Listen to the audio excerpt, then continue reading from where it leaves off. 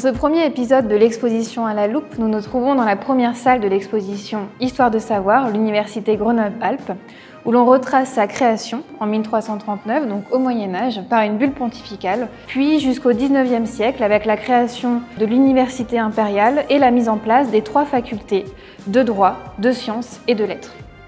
Nous nous retrouvons donc devant une des vitrines les plus emblématiques de l'exposition. Donc dans cette vitrine, nous accueillons des collections issues du laboratoire d'anatomie des Alpes françaises. Cet espace nous permet d'aborder la question de l'école de médecine et de pharmacie au XIXe siècle, qui se trouvait rue Lesdiguières et qui a été créée en 1891. Anciennement présentées dans des cabinets de curiosité, les cires anatomiques connaissent à partir du XVIIIe et du XIXe siècle un véritable essor. Et cet essor correspond à la période où l'enseignement de la chirurgie et de la médecine se généralise.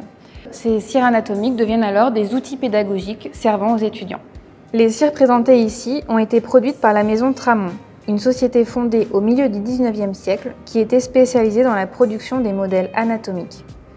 Installée à Paris, à côté de l'amphithéâtre d'anatomie de la faculté de médecine, la maison Tramont travaille en collaboration étroite avec celle-ci pour la production de ces modèles.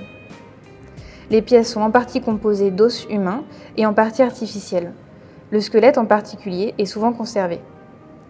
Parmi les importantes collections du LADAF, nous avons choisi de présenter les objets suivants. Le système auditif, des crânes d'hommes adultes, une mâchoire, un squelette d'enfant et l'os ethmoïde. Au XIXe siècle, de nombreux musées médicaux ouvrent leurs portes et deviennent des lieux de transmission du savoir et de l'enseignement de la médecine.